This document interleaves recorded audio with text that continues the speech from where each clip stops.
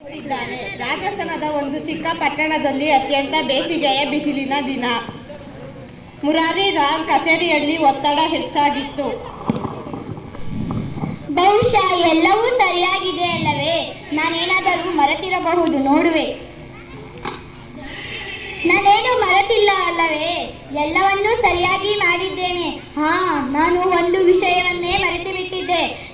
ನಾನು ಬಹಳ ವರ್ಷಗಳಿಂದ ಕಾಯ್ದಿದ್ದರಿಂದ ನನಗೆ ಈ ವರ್ಷ ಪಕ್ಷದ ಟಿಕೆಟ್ ಸಿಕ್ಕಿದೆ. ಪಕ್ಷದ ಟಿಕೆಟ್ ಸಿಕ್ಕಿರೋದರಿಂದ ನಾನು ಯಶಸ್ವಿಯಾಗಿದ್ದೇನೆ. ಮತ್ತೊಂದು ವಿಷಯ ಏನೆಂದರೆ, ನಾನು ಎಲ್ಲ ಕಡೆನೂ ಹೋಗಿ ನನ್ನನ್ನು ಜಯಶಾಲಿಯನ್ನಾಗಿ ಮಾಡಿಸಿ ನನ್ನನ್ನು ಗೆಲ್ಲಿಸಿ ಎಂದು ನಾನು ಎಲ್ಲ ರಾಜ್ಯಗಳಿಗೂ, ಊರುಗಳಿಗೂ ಮತ್ತು ನಾಡುಗಳಿಗೂ ಮನೆ ಹತ್ತಿರ ಕೂಡ ಹೋಗಿ ನಾನು ಪ್ರಚಾರವನ್ನು ಮಾಡಿದ್ದೇನೆ. ಆದರೆ ಅವನು ಪಡೆಯದಿದ್ದರೆ ಎಂಬ ಬಗ್ಗೆ ಒಳಗಡೆ ಬಹಳ ಚಿಂತೆಯಾಗಿದ್ದನು. ಆದರೆ ನಾನೇನಾದರೂ ಸೋತೋಗ್ಬಿಟ್ರೆ ಏನ್ ಮಾಡ್ಲಿ ದೇವ್ರೆ ಈಗ? ಓ ದೇವ್ರೆ, ಲಜವಂತಿ, ನನಗೆ ಒಂದು ಚಿಂತೆ ಆಗಿದೆ. ಏನು ಚಿಂತೆ? ಅದು ಏನ್ ಚಿಂತೆ ಅಂದ್ರೆ, ನಾಳೆ ಮತದಾನ ದಿನ ಅಲ್ಲವೇ? ಅದರಿಂದ ನನಗೆ ಜನರೆಲ್ಲರೂ ನನಗೆ ಓಟ್ ಹಾಕ್ತಾರೋ ಓಟ್ ಹಾಕೋದೇ ಇಲ್ವೋ ಅಂತ ತುಂಬಾ ಚಿಂತೆ ಆಗ್ಬಿಟ್ಟಿದೆ. ಅಯ್ಯೋ, ಚಿಂತಿಸಬೇಡಿ. ಈಗ ಹೋಗಿ ಮಲ್ಕೊಳ್ಳಿ. ಬೆಳಗ್ಗೆ ಸ್ನಾನ ಮಾಡಿ ದೇವಿ ಕೈ ಮುಗಿದ್ರೆ ಎಲ್ಲ ಒಳ್ಳೇದಾಗುತ್ತೆ. ಹಾಗೂ ಸರಿ, ನಾನು ಹಂಗೆ ಮಾಡ್ತೀನಿ.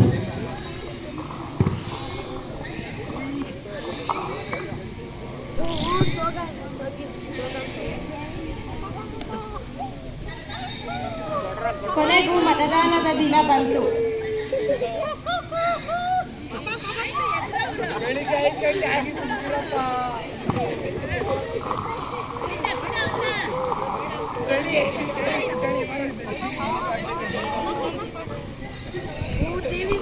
ಓ ದೇವರೇ, ಇವತ್ತು ಮತದಾನ ದಿನ. ನನ್ನನ್ನು ಜಯಶಾಲಿಯನ್ನಾಗಿ ಮಾಡಿಸು. ಜನರು ನನಗೆ ಓಟ್ ಹಾಕಬೇಕು. ನಾನೇನಾದರೂ ಇವತ್ತು ಮತದಾನದಲ್ಲಿ ಗೆದ್ದರೆ ನಿನಗೆ ಸಿಹಿ ತಿಂಡಿಗಳನ್ನು ಅರ್ಪಿಸಿ ಅಭಿಷೇಕವನ್ನು ಮಾಡಿಸುತ್ತೇನೆ.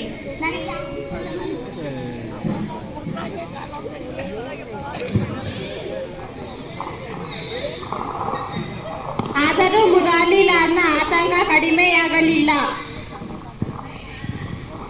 ಮತಗಟ್ಟೆ ನಡೆ, ಈಗ ಒಂದು ಕರೆಯನ್ನು ಮಾಡೋಣ. ಆದರೆ ನನ್ನ ಫೋನ್ ಸಿಗುತ್ತಿಲ್ಲವೇ? ಓಹೋ, ನಾನು ರಾತ್ರಿ ಮಲಗುವ ಮುನ್ನ ನನ್ನ ಸೆಲ್ ಫೋನ್ ಅನ್ನು ಸೈಲೆಂಟ್ ಮೋಡಿನಲ್ಲಿ ಹಾಕಿದ್ದೆ. ಈಗ ಮನೆಯಲ್ಲಿರುವ ಒಂದು ಫೋನನ್ನು ಮಾಡೋಣ. ಟ್ರಿಂಗ್ ಟ್ರಿಂಗ್ ಟ್ರಿಂಗ್ ಟ್ರಿಂಗ್. ಅಯ್ಯೋ, ಇದು ಎಲ್ಲೋ ಇಲ್ಲೇ ರಿಂಗ್ ಆಗ್ತಿದೆ ಅಲ್ಲ, ಎಲ್ಲಿದೆ ಅಂತ ಹುಡ್ಕೋದು ತುಂಬಾ ಕಷ್ಟ. ಲಜವಂತಿ, ನನ್ನ ಫೋನ್ ಎಲ್ಲೋ ರಿಂಗ್ ಆಗ್ತಿದೆ, ಎಲ್ಲಿದೆ ಅಂತ ಸ್ವಲ್ಪ ಹುಡುಕೊಡ್ತೀಯಾ? ಓ, ನಿನಗೆ ಸಿಕ್ಕಿದೆ. ಓ ದೇವರೇ, ಧನ್ಯವಾದ.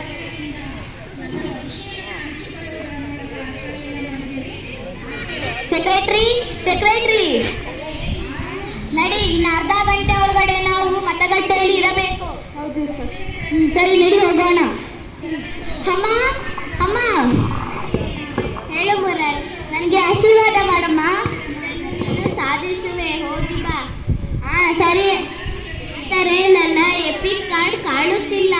ಎಪಿಕ್ ಕಾರ್ಡ್ ಇಲ್ಲದೆ ಹೋದ್ರೆ ಏನಂತೆ? ನಾನು ಲಜವಂತಿ ಕೈಲಿ ಫೋಟೋ ಇರೋ ಆಧಾರ್ಗಳನ್ನೆಲ್ಲ ಅವ್ರ ಕೈಲಿ ಕೊಟ್ಟಿದ್ದೀನಿ. ನೀನು ಮತ್ತೆ ಲಜವಂತಿ ಮತಗಟ್ಟೆಗೆ ಹೋಗಿ ಮತ ಹಾಕುವುದನ್ನು ಮರಿಬೇಡಿ. ಸರಿ, ನಮ್ಮನ್ನು ಕರೆದೊಯ್ಯಲು ಬನ್ಸಿ ಡ್ರೈವರ್ ಅನ್ನು ಕಳುಹಿಸು. ನಾವು ಮತ ಹಾಕುವುದಕ್ಕೆ ಬರುತ್ತೇವೆ. ಸರಿ, ಖಂಡಿತ ನಾನು ಬನ್ಸಿಯನ್ನು ಮನೆಗೆ ಹೋಗಲು ಹೇಳುತ್ತೇನೆ. ಆದರೆ ನೀನು ಮತ್ತೆ ಲಜವಂತಿ ಹೋಗೋ ಮತಗಟ್ಟೆಯಲ್ಲಿ ಹೋಗಿ ಮತದಾನವನ್ನು ಹಾಕಲು ಮರಿಬೇಡಿ. ಸರಿ, ಆಯ್ತು ಮುರಾರಿ. ಸರಿ ಅಮ್ಮ, ಬರ್ತೀನಿ. ಲಜವಂತಿ, ನೀನು ನನ್ನ ಜೊತೆ ಬರಲು ಸಿದ್ಧಳಾಗಿದೆಯೇನು? ಅಯ್ಯೋ, 5 ನಿಮಿಷ ಇರಿ, ಬಂದೆ. 5 ನಿಮಿಷನ?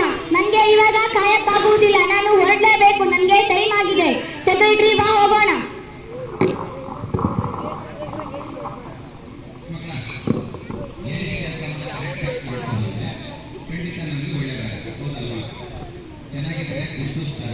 ಅವರುಗಳು ಮತಗಟ್ಟೆಗೆ ಬಂದರು. ಅಲ್ಲಿ ಮಾಧ್ಯಮದವರು ನಿಗದಿಪಡಿಸಿದ 100 ಮೀಟರ್ ದೂರದ ಹೊರಗೆ ಇದ್ದರು. ಇವತ್ತು ನೀವು ಎಲೆಕ್ಷನ್ಗೆ ನಿಂತಿದ್ದೀರಲ್ಲ?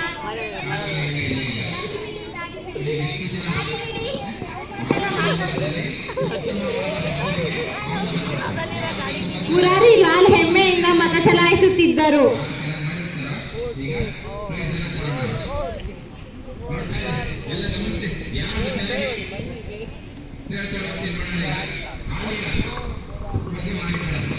ಜನಗಳೇ ಸುಮ್ಮನಿರಿ, ನೋಡಿ ನಾನಿವತ್ತು ಓಟನ್ನು ಹಾಕಿದ್ದೇನೆ. ಸಮಾಧಾನ. ಅರೆ ಈ ಸಲ ಜಯ ನಮ್ಮದೇ.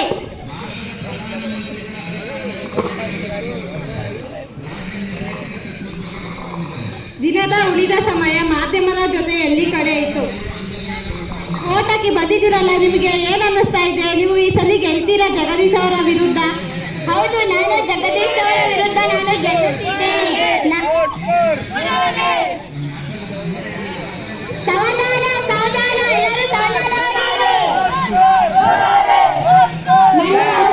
ಏನೂ ಇಲ್ಲ, ನಾನು ಇವತ್ತು ಮತವನ್ನು ಹಾಕಿದ್ದೇನಲ್ಲ, ಇವಾಗ ನನಗೆ ಏನು ಹೇಳೋಕೆ ತೋಚ್ತಾ ಇಲ್ಲ. ಒಂದ್ ಪಕ್ಷ ಏನ್ ಮಾಡ್ತೀರಾ? ಸೋತ್ರೆ ಇನ್ನೇನ್ ಮಾಡೋಣ? ಸೋಲಕ್ಕೆ ಚಾನ್ಸೇ ಇಲ್ಲ, ನಾನು ಗೆಲ್ತೀನಿ.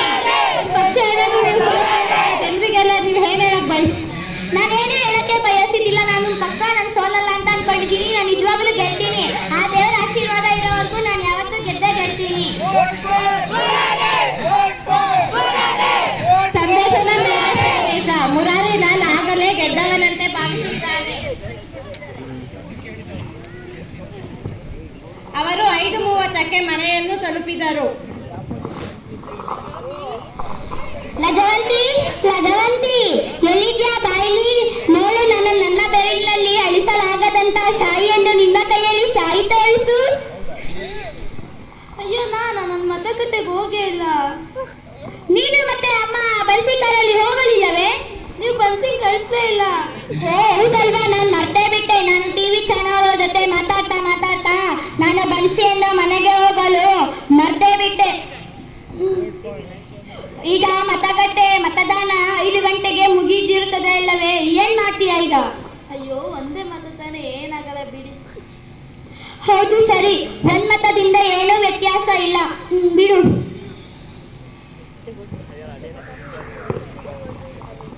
ಕೊನೆಗೂ ಮತದಾನದ ದಿನ ಬಂತು.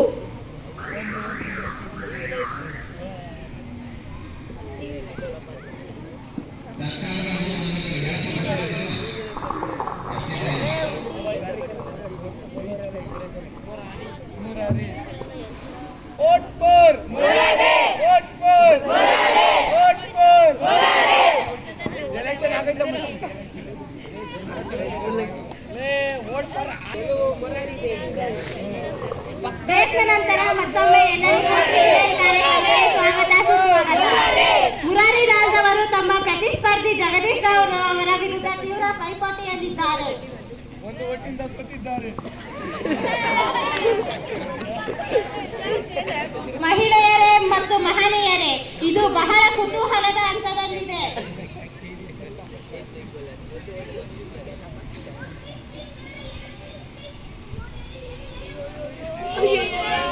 ಮುರಾರಿ ಲಾಲ್ ಅವರು ತಮ್ಮ ಪ್ರತಿಸ್ಪರ್ಧಿ ಜಗದೀಶ್ ರಾವ್ ಅವರ ವಿರುದ್ಧ ಕೇವಲ ಒಂದೇ ಒಂದು ಮತದಿಂದ ಸೋತಿದ್ದಾರೆ.